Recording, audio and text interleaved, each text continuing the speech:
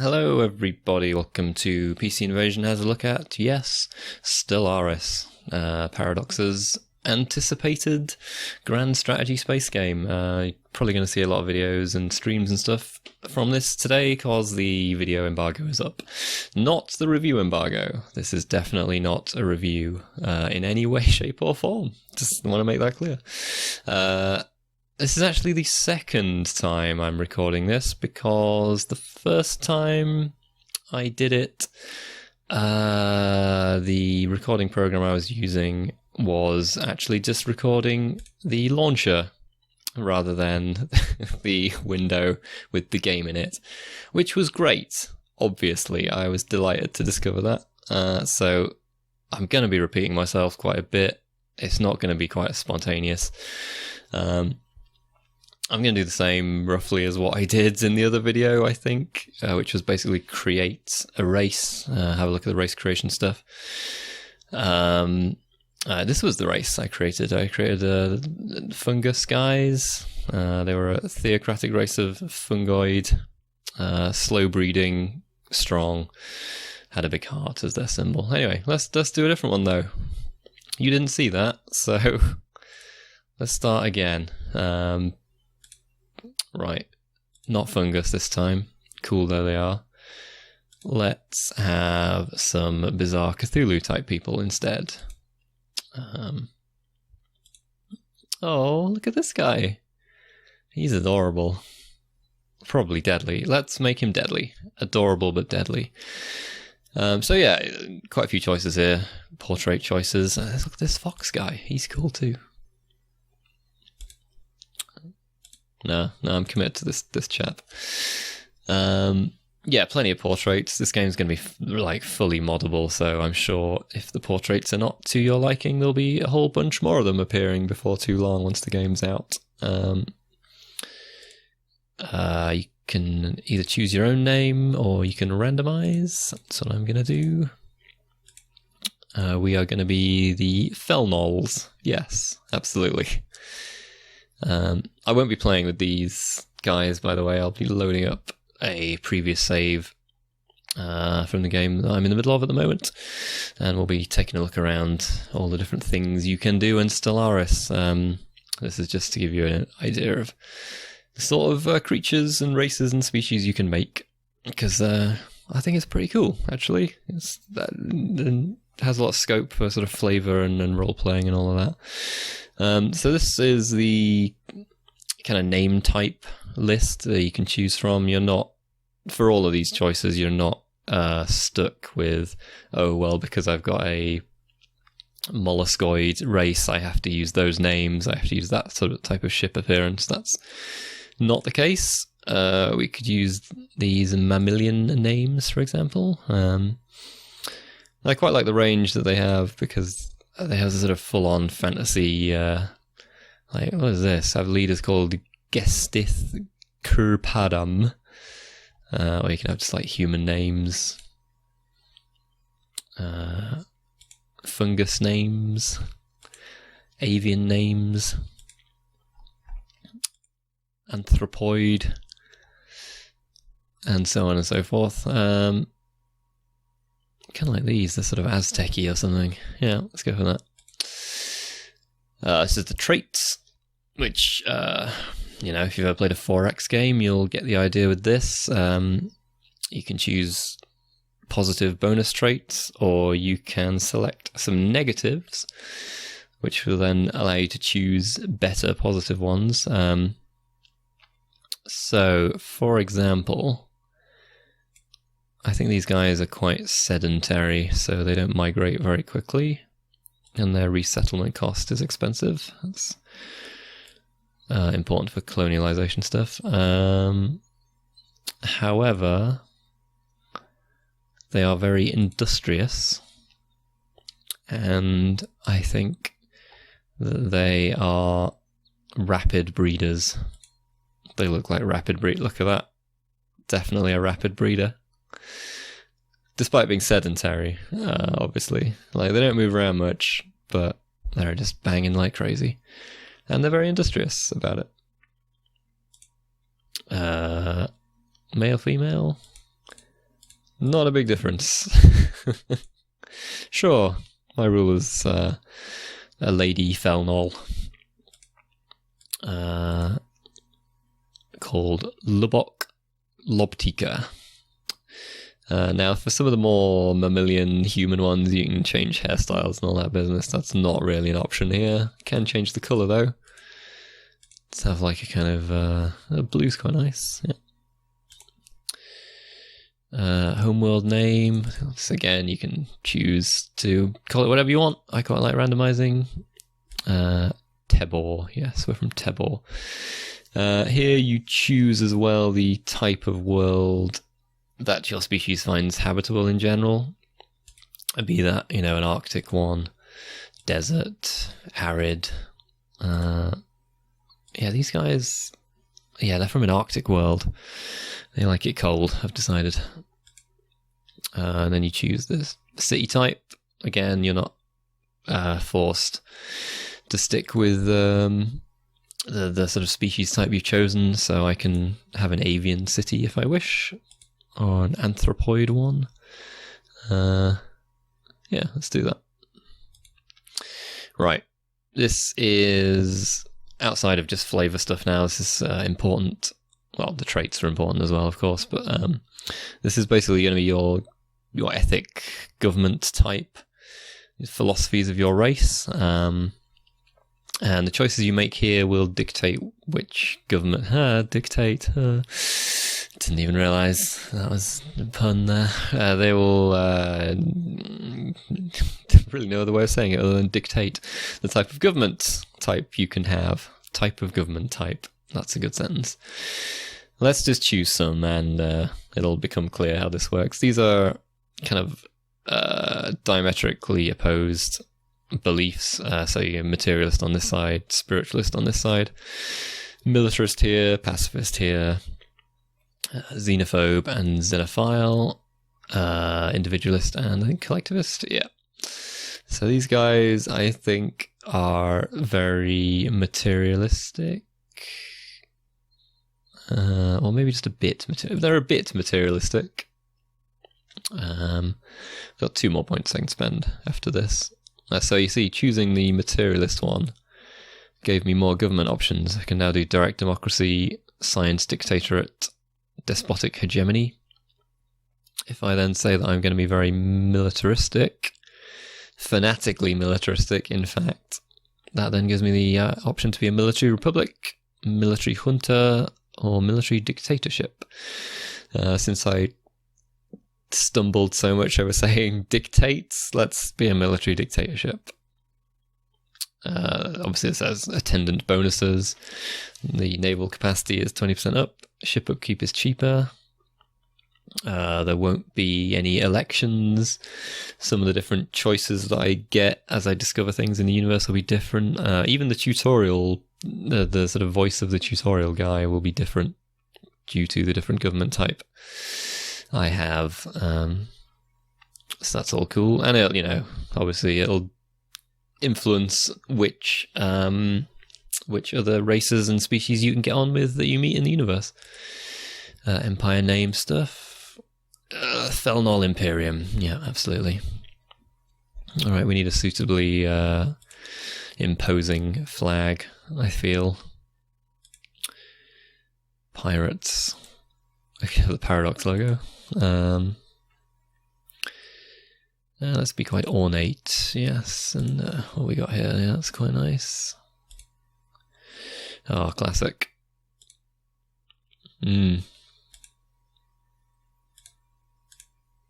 Yep. Beautiful.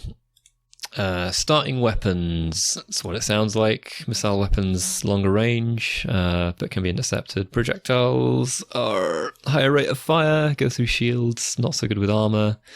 Energy weapons, medium range, good against armor, not so good against shields, I suspect. Excuse me, having a bit of a drink there. Let's do projectile weapons, that's fine. Right, this is the faster than light travel method, which I think can change up the game fairly significantly. later on we'll see in the starting options you get to choose whether to restrict all of the races in the game to one type or whether it's just going to be randomized.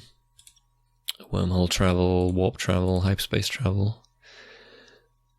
So I think hyperspace is like more restrictive star lane stuff. Warp travel is fairly free going, but quite slow.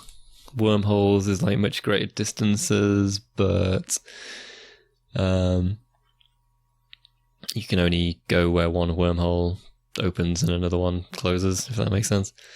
Haven't fully explored this yet. Will do so before a full review, obviously. Let's just stick with warp travel.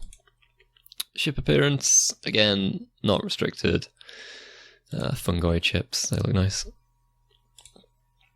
And so there we go. We got the fanatically militarist mollusk people who are slow, industrious, and breed like crazy. They like to use projectile weapons, and they've got weird fungus ships, and they live on Arctic worlds. So, you know, a lot of scope for developing different races of different flavors and stuff, which is very good. I'm going to save this one, because why the hell not? Let's have a look at the starting game parameters. Galaxy size is pretty self-explanatory. Galaxy shape. You get more of these depending on... Oh, well, maybe not. It's just... Okay, so it's either elliptical, spiral with 4 arms, or ring. You get spiral with 4 arms as an option if you choose enough stars. Number of AI empires who are going to be in the game. Advanced AI starts. Now, this is a lot like Europa Universalis 4. Sorry. Keep my throat liquidated there. This is like EU4, where certain empires, certain nations can be given a boost. In EU4, it's kind of like you can have a historical start where people like France and Spain and that get an advantage, because as they did in history. Here it's a bit more randomized, obviously. It says this setting does not affect fallen empires. We'll talk about fallen empires a little bit later on. So yeah, this just allows you to give some of the AI a bit of a boost. You know, they've been around, they've been in the stars longer than you. You don't have to do that though. You can have 0 if you wish. Difficulty starts at normal. There is no easy. That gives you the chance to give the AI some bonuses, make it less likely that they'll ally with you. There's the faster than light travel thing I was talking about. You can have it on anything goes. You can restrict it to warp, hyperdrive, etc. And the classic Paradox Iron Man mode, which means one save, no backseas. You know, no launching an invasion fleet that gets destroyed and then trying to reload that save. Nope, you're stuck with your choices in Iron Man. Right. Well, you know what? Let's show you the very, very start, and then I'll load up another save.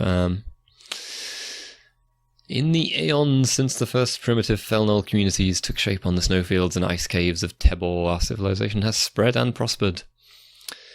After the successful creation of several experimental subspace fields, the finest minds of the Imperium have finished development of the first warp drives. The stars themselves are within our grasp. Hurrah!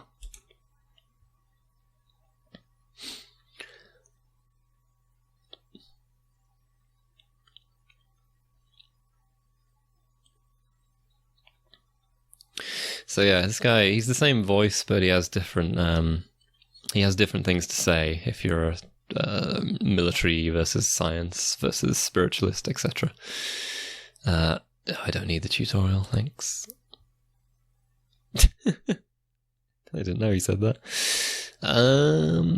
So much like EU4, Crusader Kings 2, etc., it's a kind of real time with a pause system. If I unpause it, time will pass. tabs and incident things appear at the top of the screen to let you know that things need attending to. In this case, I need to set some scientists, some beautifully coloured mollusk scientists up with some research. So yeah, your research is 3 different areas: physics, society, engineering. Points, you generate points in each area. I'll talk more about that when I load up a save that's further on in the game. So there we go, let's do nano machines in a very Metal Gear Solid way. Let's research them. New Worlds Protocol allows me to build colony ships. That's obviously going to be useful. And solar panel network to generate more energy. In theory, why not? So, at the start, you have a science ship. It's probably a good idea to send the science ship out. Go and survey a system, see what's going on over there. Actually, you know what? I don't think I've surveyed my home system yet. So, let's do that.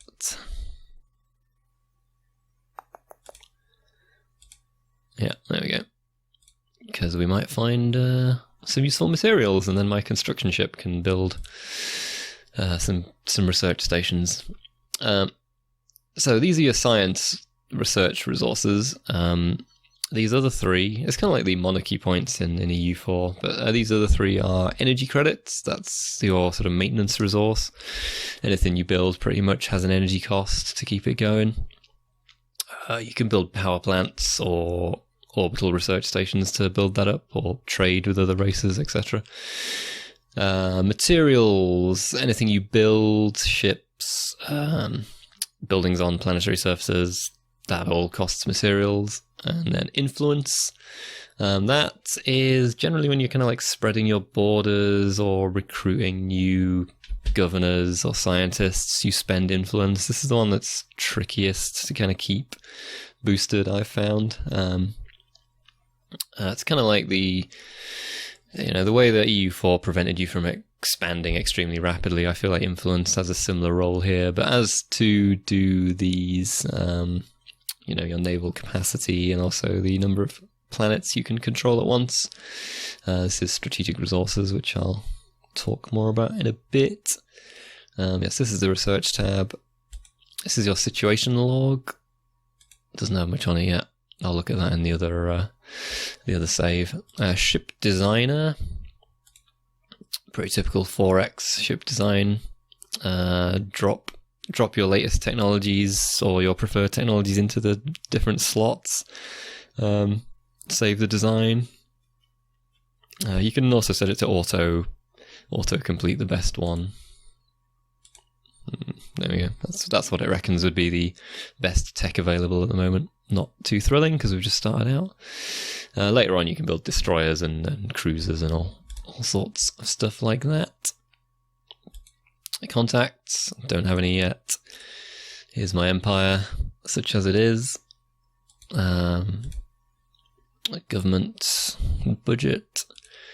Policies, this is a little bit like EU4 as well. You can enact some edicts, you can spend some influence to encourage free thought, which will result in some ethics divergence, but increase the research speed. So the ethics divergence is, the traits and philosophies I chose at the start, being militarist and materialist, those might change over time if I allow my population to have free thought, especially also if I'm integrating later on with other races. If I've captured planets or that I've allowed them to migrate to my worlds and stuff, the general species ethics and philosophy might start shifting because more of my people might be like, no, actually, we're not super militarist. Which is pretty cool, actually. So this... Okay, yeah, here we go. This is something that will be on our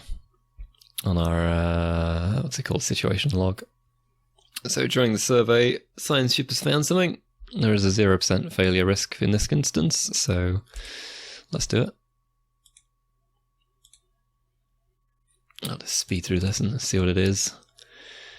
And then I think we'll move on to a later save and show you if of the diplomacy stuff and what it looks like once you've explored more of the galaxy.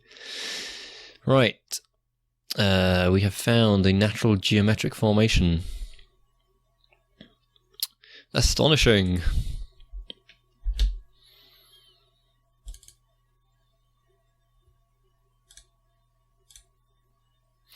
Right, yeah, I'm going to load up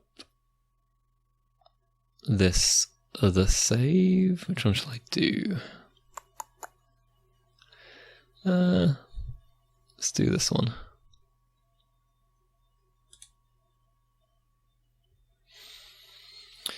So, here we go.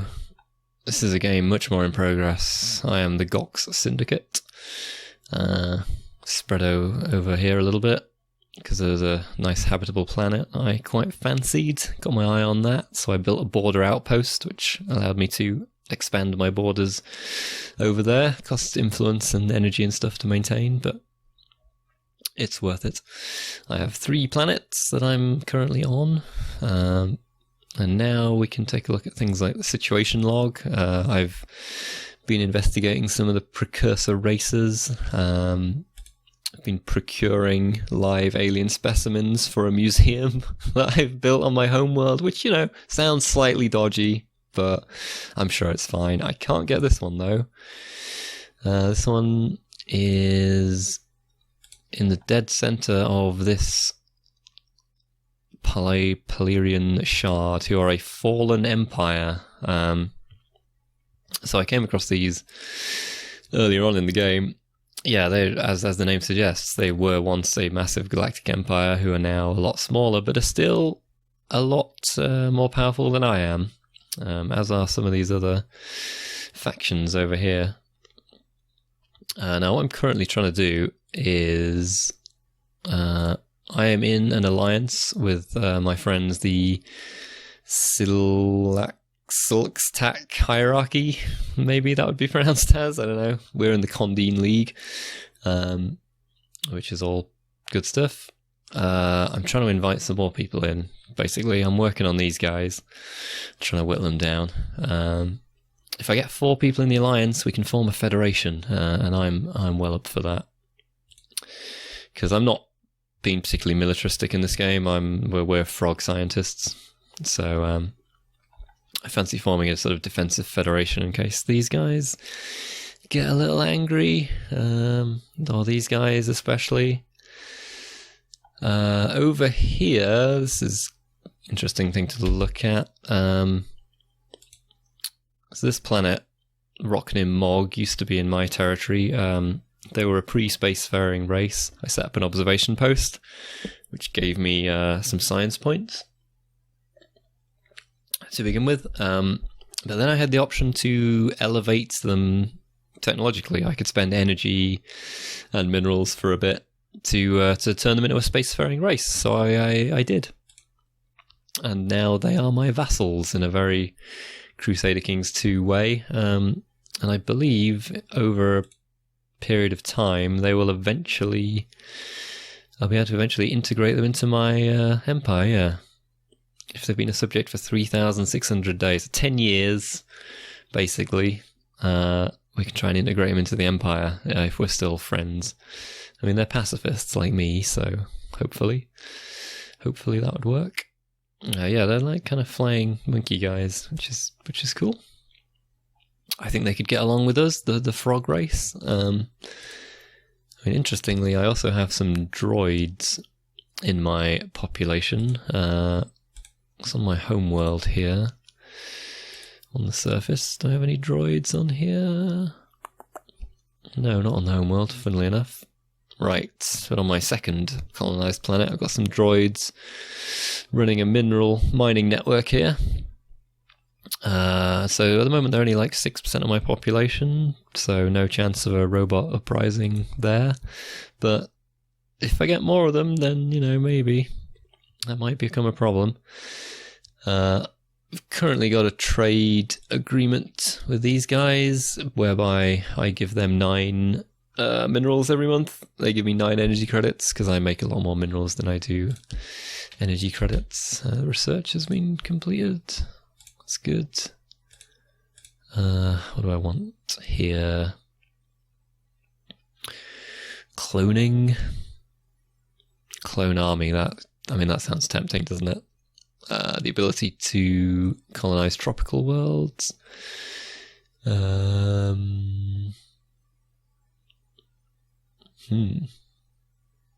living state. Empire leader capacity +2. Unlock social welfare. Interesting. Yeah, there are edicts you can... let's just do that. There are edicts you can perform. Information quarantine. Encourage free thought. For example, this one boosts your research speed, but you risk some ethical divergence, which I talked about earlier. So your people might start thinking, oh, actually, I quite fancy being militaristic. It sounds good. You can boost one of the sciences, which lowers the others. Droning optimizations. This is something that I acquired by exploring the galaxy, I think. I found some ancient mining drones and learned some stuff from them. That was quite cool. So yeah, this is the other place you set policies. I can allow slavery if I wish. Which is a bit weird since I'm a pacifist, but hey. Orbital bombardment. So for example, I can't have full orbital bombardment as a imperial policy because I am a pacifist. I can only do light or limited. Things like NATO interference, migration, resettlement, voting rights, all of that good stuff. There's a lot of EU4 style political levels to this, which I like a great deal. I think I'm able to show you a bit of basic ship combat. Yeah, I'll send my ships. There are some hostile crystalline entities up here, so we'll go and beat them up. So these things on the map, these are research stations that I've built with my construction ships. They give me more physics research, social research. That is a strategic resource, of which I have a few. I think I have one. I think I'm using one here. Yeah, the Aurelium I'm using to increase explosive weapon damage. So that's helpful. The surface stuff, you build. If you have a food surplus, your populations will grow. So, and then you can build different buildings on the different spots. So I'll do this on one with some empty spots. So this is one planet I've only just started colonizing. I could, for example, this has got some food on it already. I could build a farm here. In fact, why not? There we go, building a farm. These are areas that I am able to clear because I have the technology. This one I'm not able to clear because I do not have the technology yet. It's also possible to build defensive armies, either of droids, of robots, or native Goks. Let's have a defensive droid army. There we go. Right, so the battle's underway up here. Or rather, I've entered a space with some hostile things. This should be a pretty easy victory, because my total ship power is almost 1,000 and theirs is about 100. So, not imagining this is going to be too strenuous. They've got some longer range things than me, but I have medium range lasers which are kicking in now and melting their armor quite impressively, actually. Send the fleet home for repairs, and this is some debris which I can have my science ship go and have a look at. Might learn something from that. What else have we got? Right, I've got a construction ship idle here. I'm going to go and build another research station over here to boost my physics research. That's going to cost energy, of course, and I am kind of going into the red with energy a bit there, but it's probably fine. Some more physics to choose from. Oh yeah, even better lasers. Why not?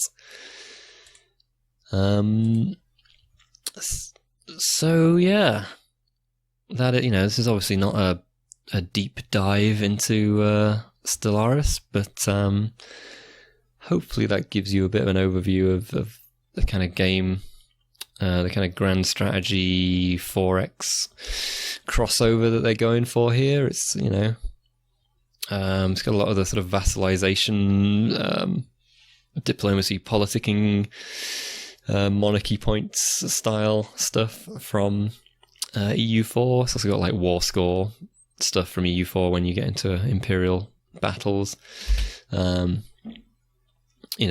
the kind of information pop-ups at the top is very EU4, and yet it has all the sort of a lot of the traditional 4X space stuff as well, like ship fleet design, exploration, like kind of like galactic flavor, different species and races and stuff like that. So yeah, seeming like a good mix so far. This, again, not a review.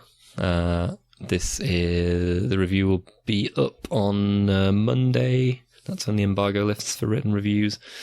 So look for the review on PCinvasion.com on Monday, May 9th. Yeah, check out anything else on PCinvasion.com as well. Why not? Thank you very much for watching. I hope this has been in some way informative.